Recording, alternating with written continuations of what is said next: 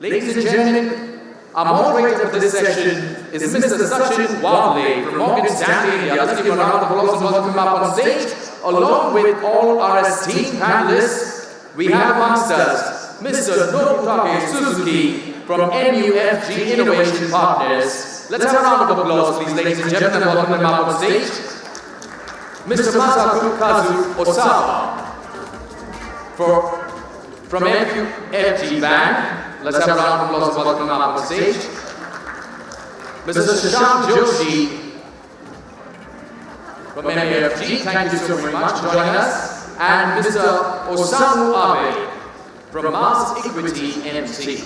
A big round of applause to all our esteemed panelists joining us for this session on Japanese investment appetite in Indian fintechs.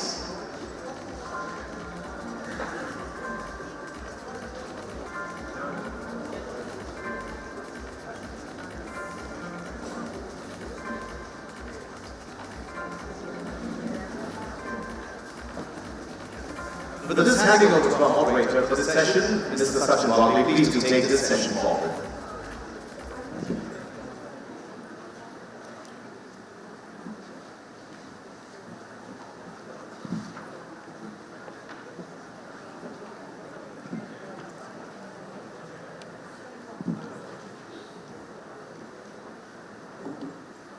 Very, very good afternoon, ladies and gentlemen. I'm Sachin. I'm Managing Director at Morgan Stanley and I co-head the investment banking division in India. It gives me immense pleasure to moderate this esteemed panel today. MUFG, as all of us know, is the largest bank in Japan and one of the largest globally too. In India too, I must say that it's been fastest growing foreign bank, partnering with some of the fantastic Indian corporates which are pan-Indian and they specter across different industries, different sectors and different scale as well. The other interesting facet of MUFG, which probably is slightly less known, is the role that MUFG plays in investing, and not just investing but partnering with fintechs globally.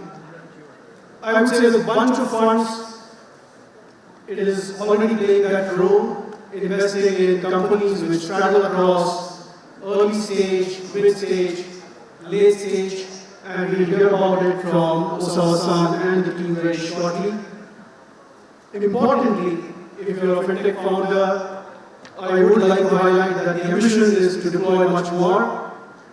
I think what differentiates MUFG relative to some of the other sources of capitals, and notice in this respect was the VCs and the private equity funds, but what differentiates is being a large conglomerate who operates across the globe. They understand the challenges that financial services faces. They appreciate how disruptions are helping, whether this is consumer access, building engagement, risk management, fraud detection, etc., etc. And I think all this knowledge, these resources are brought to the table when they invest, so they not just invest, they help these partners grow. And we'll hear about all of these things, how they strategically contribute to their investing companies. To discuss more about their appetite in Indian fintech, let me start by a quick introduction, though it's already done, but it will be helpful to do on. I'll start with Masakazu Osawa-san. He's Chief Executive for MUFG Bank for Asia Pacific, and very soon he will be making a presentation. To the extreme left, we have Nobutake Suzuki-san. He's President and CEO of MUFG Innovation Partners. Some of you may have seen him because he's been the third one at GFF Forum, so he's been a fantastic partner to this event as well. And he has seen, in fact, the fintech journey, how this emerged globally, as well as he's been tracking it here. Shashank Joshi, to his right. Shashank is Deputy CEO and heads corporate and investment banking for MUFG in India. Someone who's been a great partner to me as well, and the reason I say that is we are extremely proud that amongst the different companies MUFG has invested, Morgan Stanley is one of them. They are our esteemed 22% shareholder and a long-term shareholder. And we truly cherish their partnership. We are also beneficiaries of the collaboration that I mentioned about. And finally, we also have, to my left, Osamu Abe. He is CEO and board member of the Mars Equity Fund, and we hear what the fund does about. To take this forward, I would request Osawa-san to take you through a brief presentation, providing the background of MUFG as an organization, as well as the points that I mentioned, how they invest, how they partner with their investing companies, truly creating synergies, and then we can take up some interesting questions. Osawa-san. Thank you. Thank you, Sachin, for kind introduction. My name is Masakazu Osawa, Chief Executive for MUFG Asia Pacific. And I'm very much honored to be here today, so thank you so much. I'd like to express my sincere gratitude to everyone who made this session happen today. And I'm delighted to share insights and learn a lot about most recent developments around the investment in the fintech and startup space here in India and Asia Pacific. But before getting into the substantive discussion in the panel, let me quickly do the brief introduction of MUFG. So as you can see on the slide, we are the largest financial institution in Japan in terms of revenue and profit, asset and market cap, with the various functions in the organization. And most notably, as you can see on the left bottom hand corner, we have invested 16 billion US in regional banks in Asia that we call partner banks, including Bank Danamon in Indonesia, Krungsri Bank of Eritrea in Thailand, Security Bank in the Philippines, and Vietnam Bank in Vietnam. And furthermore, as you can see on the top right-hand corner, we are very much proud of being a significant shareholder and strategic partner to Morgan Stanley, US, for well over 10 years. And of course, the managing director in India is Sachin here. Thank you. And we have extensive network across the globe with our presence in over 40 markets. And we also have 6 branches here in India.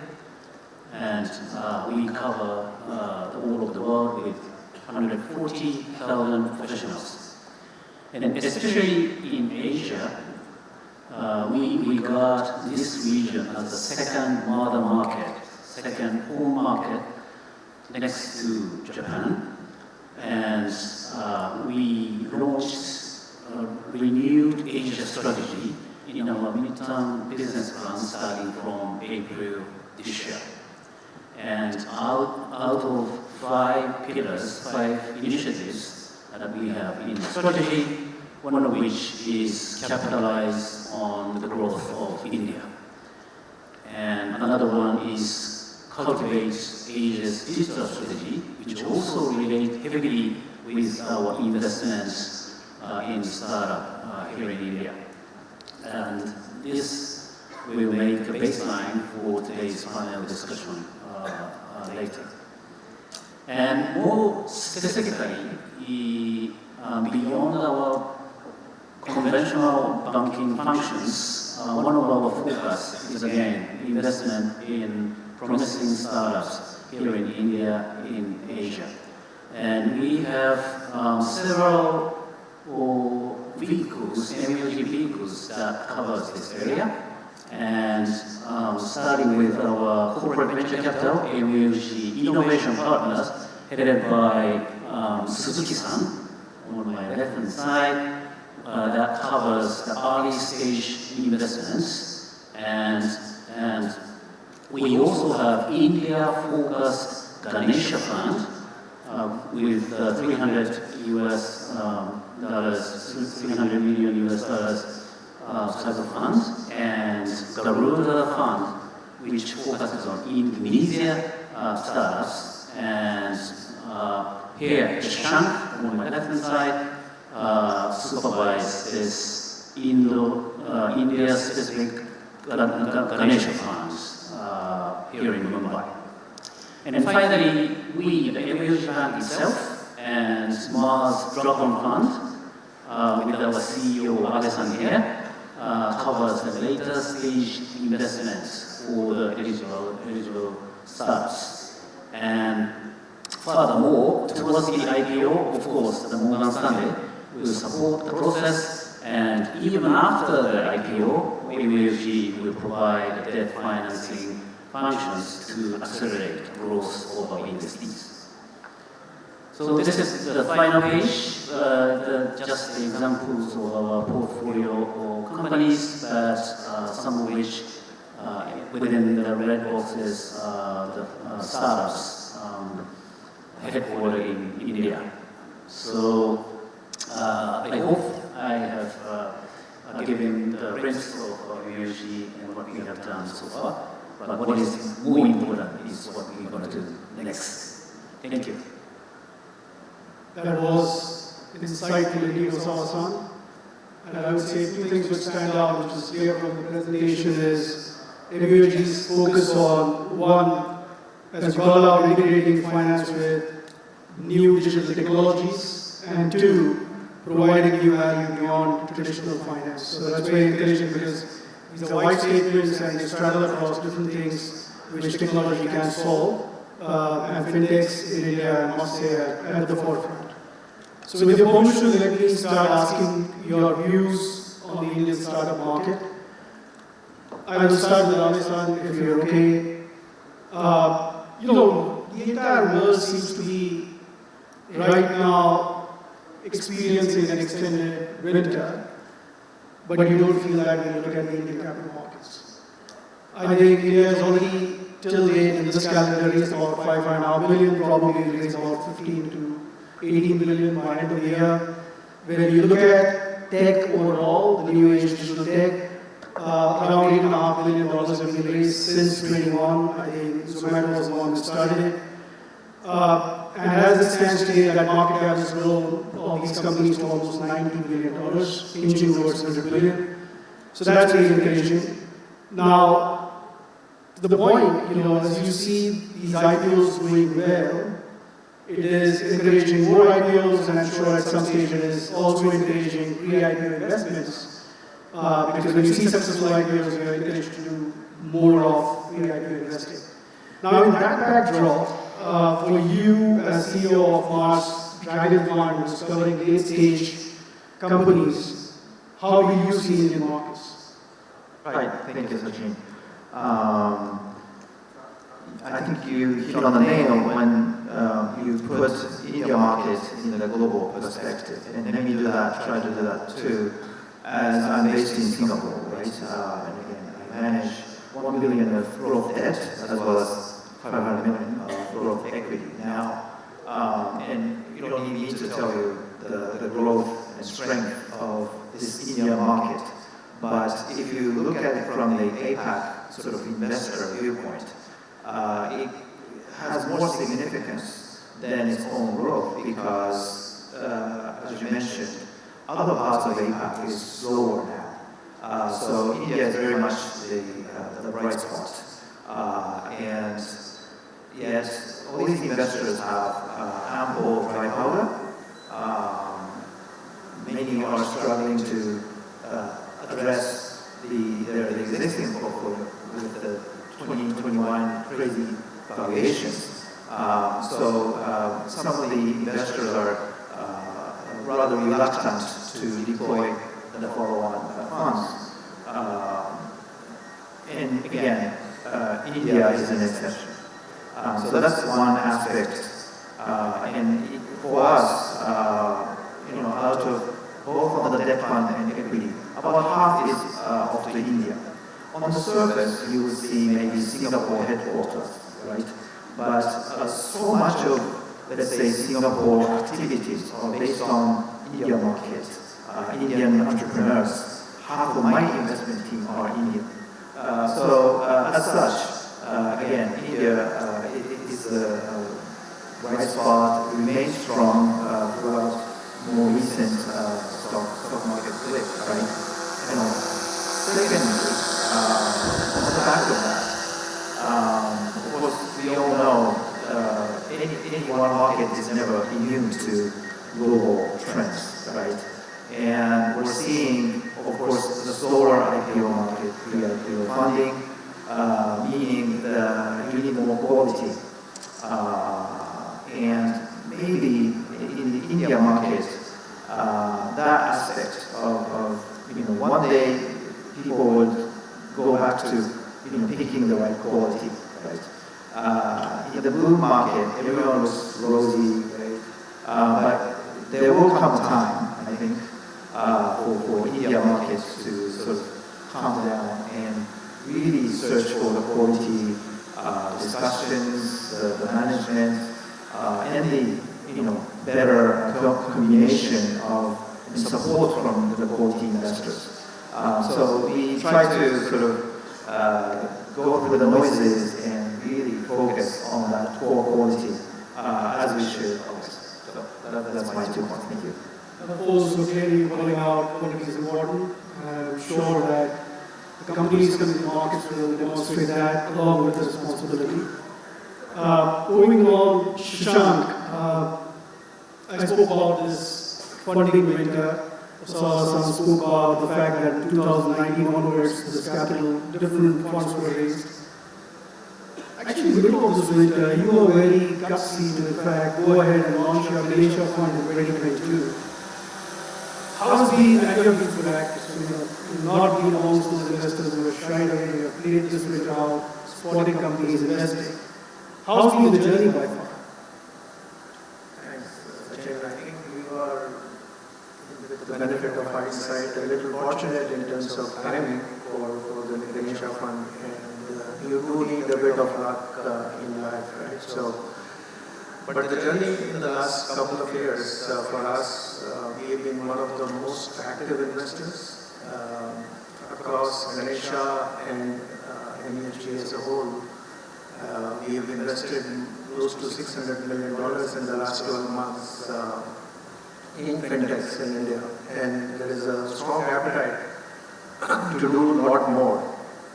And when the approach to investing for us, and everybody will claim that they're different, but what the approach that MUFG believes in is more a sustainable and sustainable business, which will kind of be on the right side of regulation, and something that we'll be proud of taking to our broad network in Southeast Asia, which Osawa referred to.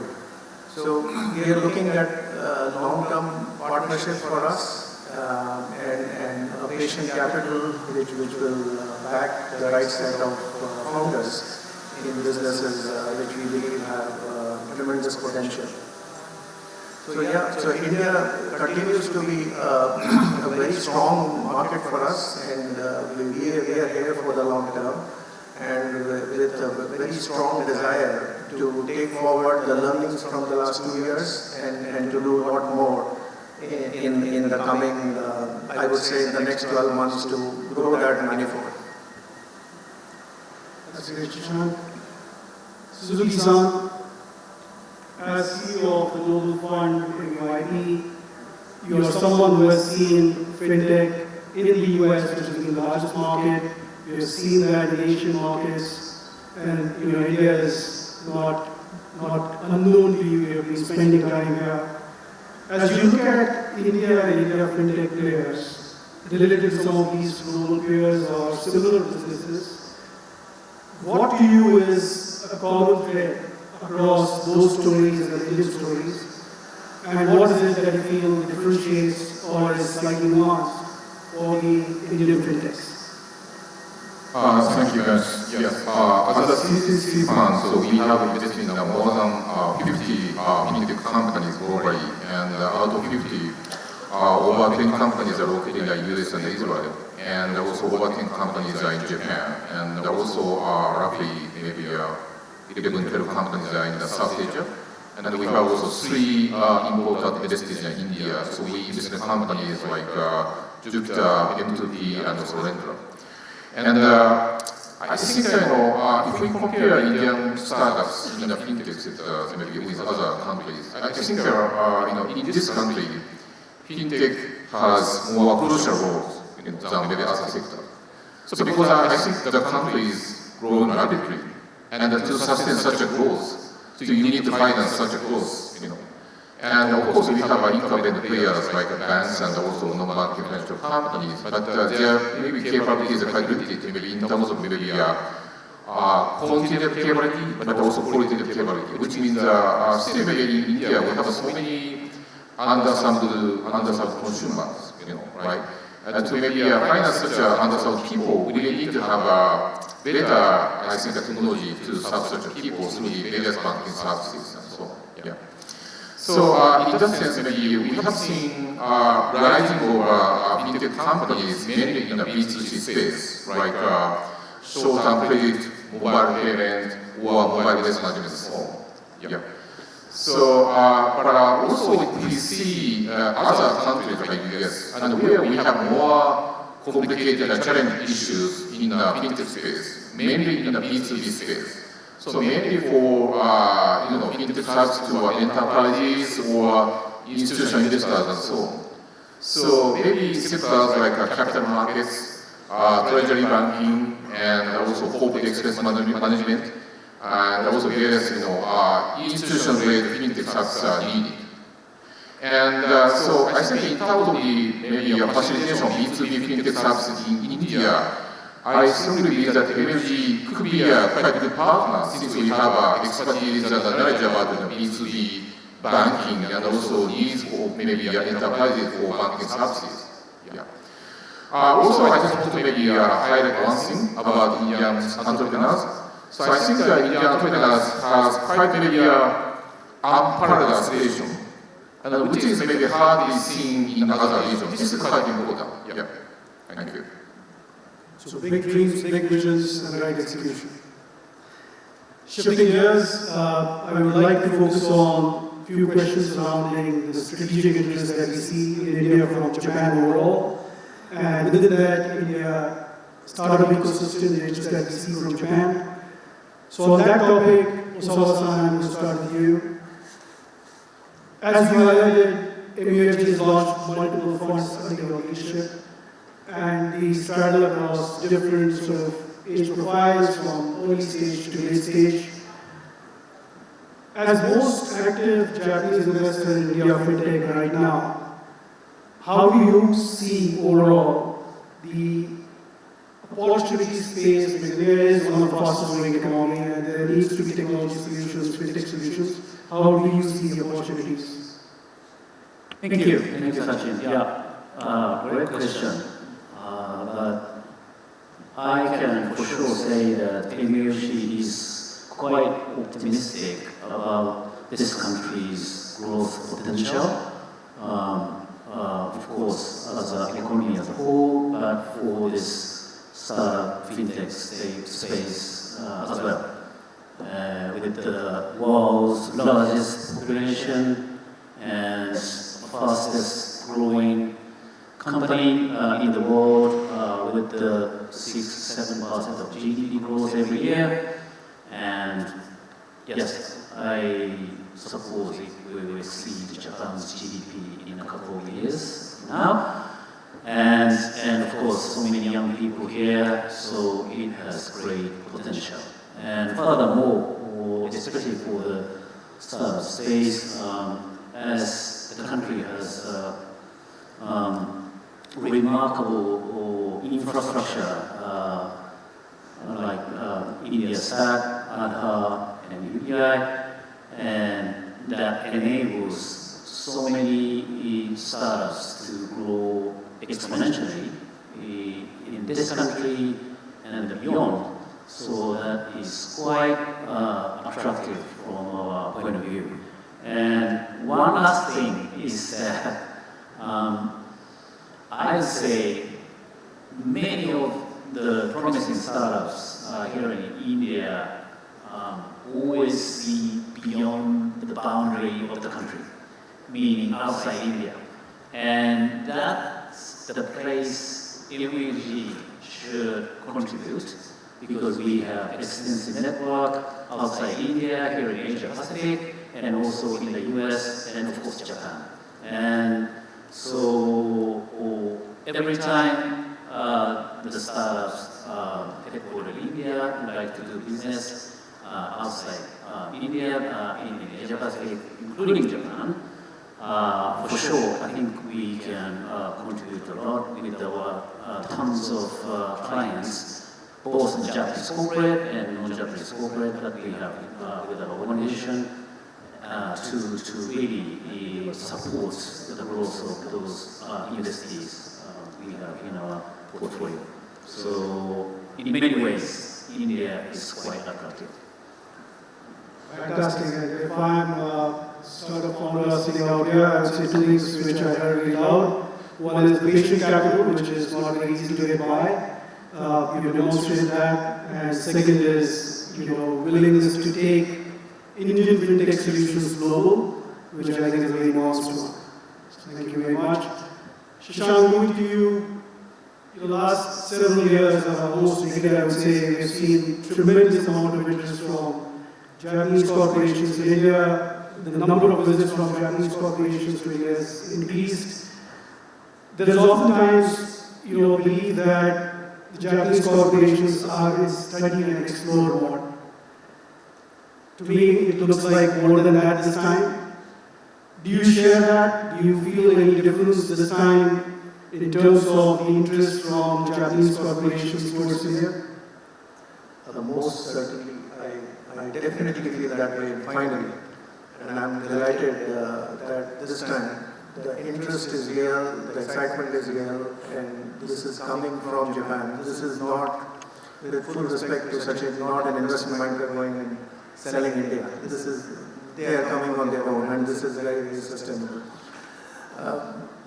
So if you look at the last couple of years, this is probably the first time I've been associated with MUFG for about 11 years.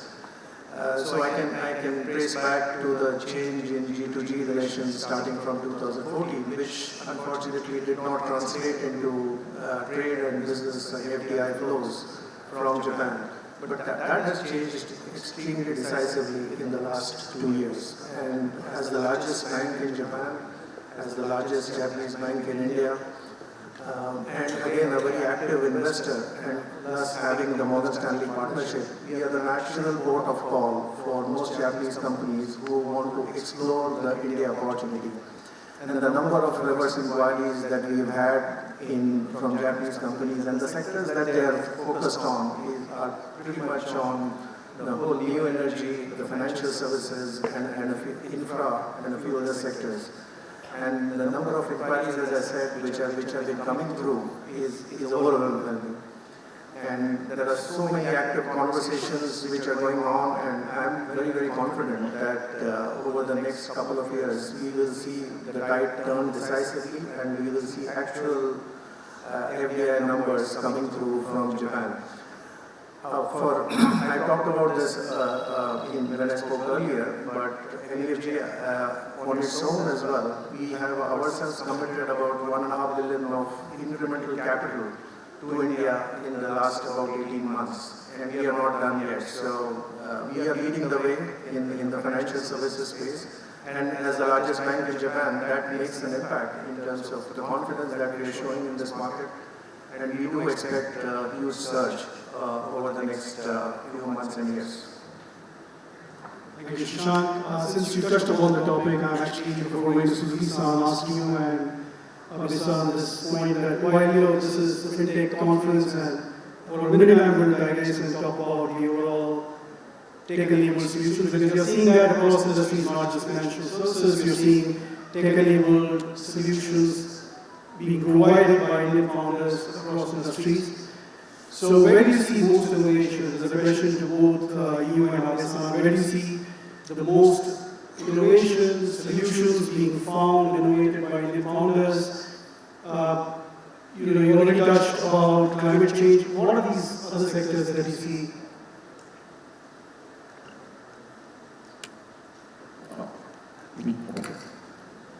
Question to Abe-san, Suzuki-san, Shashank. Yeah. Okay, let me take that.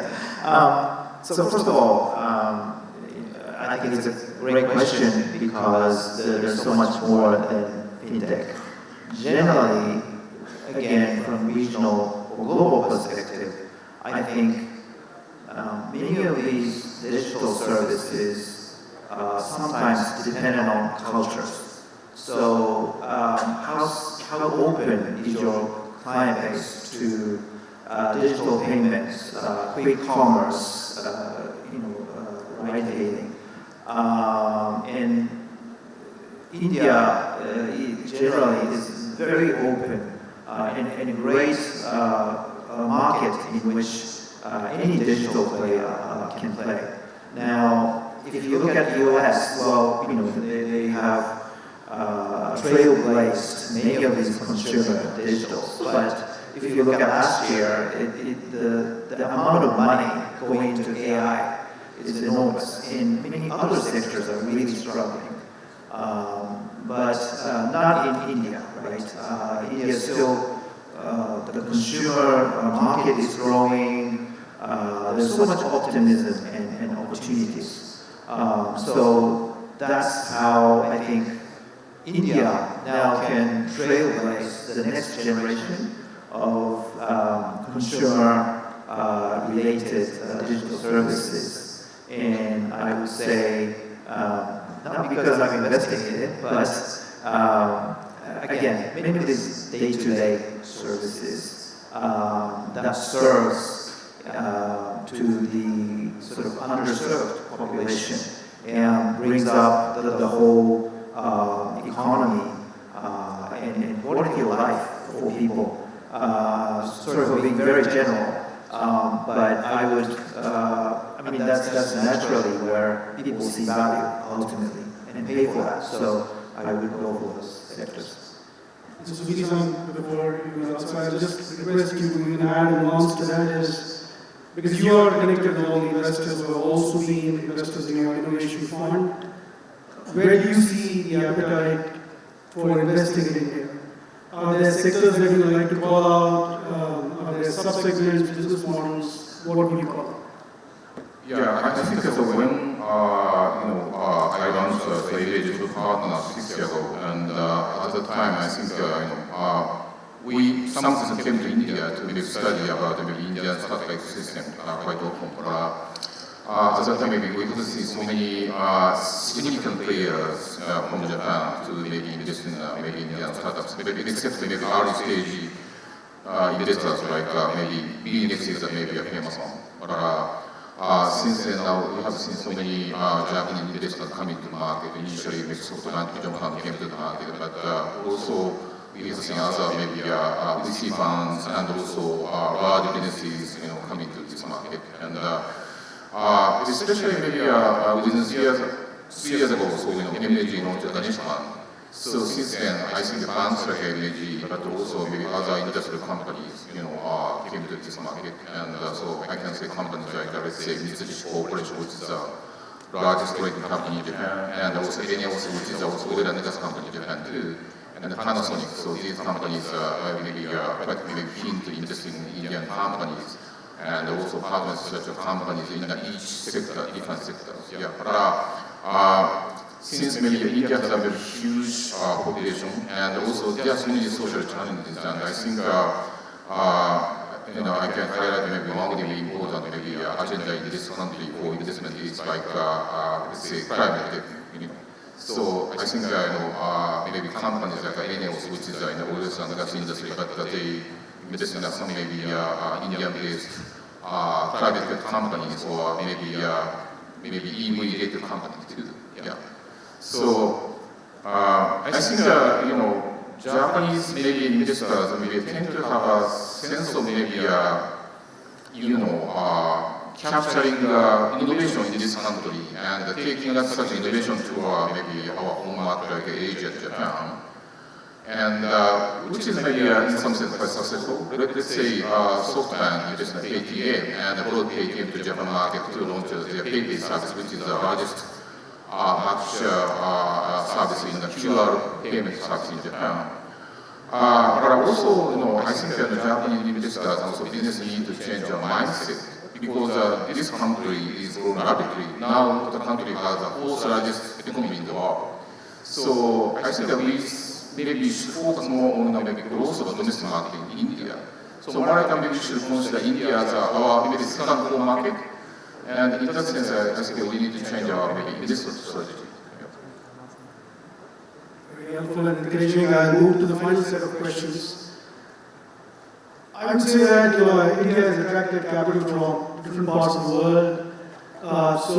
There's no dearth of capital for right companies, right talent. Japan has been a great partner. You spoke about the long-term orientation that Japanese capital and particularly MUFG brings to the table, which is very important because as you navigate as a founder through different cycles, it's important. But I want to just spend a little time on the value that you have because you touched upon the fact that there are a lot of synergies, there's a lot of value that you as a financial services conglomerate can bring to the investing companies. So on that topic, maybe Osamu, I'm going to start with you first.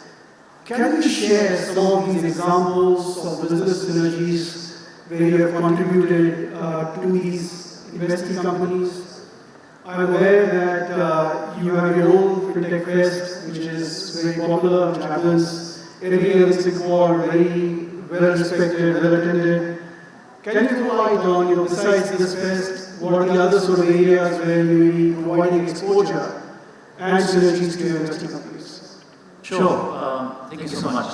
So, first of all, we MUFG define ourselves as a strategic investor rather than financial. I'm not saying that we don't need financial return. We need it for sure. But we are more on the strategic side, and we like to learn a lot about industries, ideas, and technologies that they have, and some which can be deployed in our products and services of MUFG Bank or Kusi Bank among our partner banks products as well. But what we observed in the past 5 years is that it's not an easy game at all. Meaning that every time we intend to invest in great startups, everybody wants to invest. So we need to be selected by our potential investees, for sure.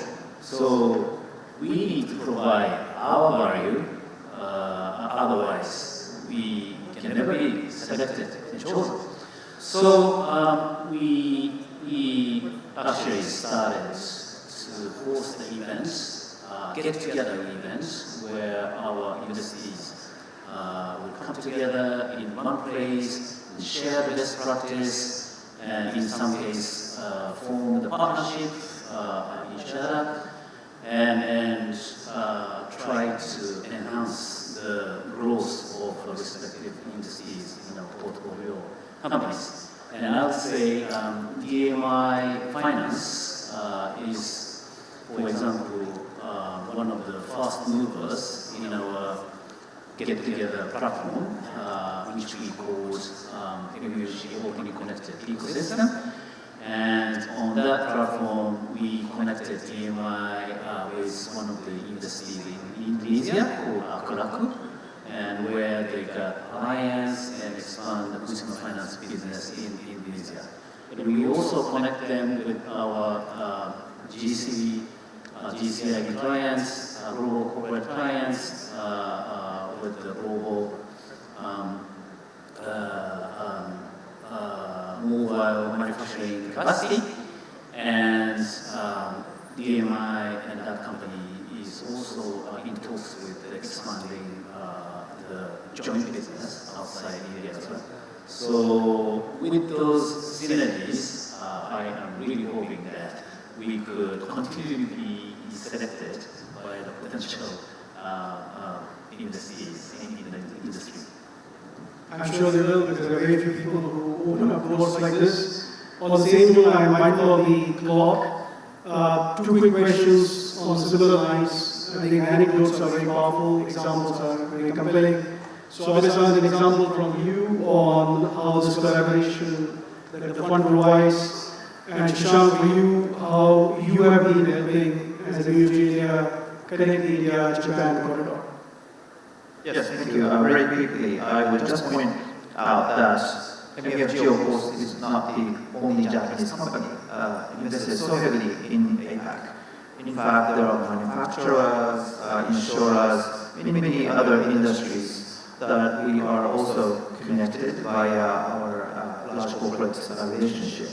So what we have brought to the table really is all those connectivities into our clients who are also very interested in investing into India business, APAC business as a whole. I think I'll keep it very short. I think the only value that we are providing is we are doing exactly what we are advising our clients. We are investing ourselves. We have, beyond our fintech investments, we have a large corporate lending business, which is over $50 million in this country. So we understand the larger ecosystem in India, and we are in a position to advise and guide the Japanese investments coming into India, into the right sectors, the right partners, and forge long-term partnerships. I think that's where the MUFG value is coming through. Thank you, Shashank. I'm mindful of the sticker saying time up, but we have time for one question or no? Okay. With that, I really thank you. This was truly insightful. I'm sure people are encouraged and you'll get more calls.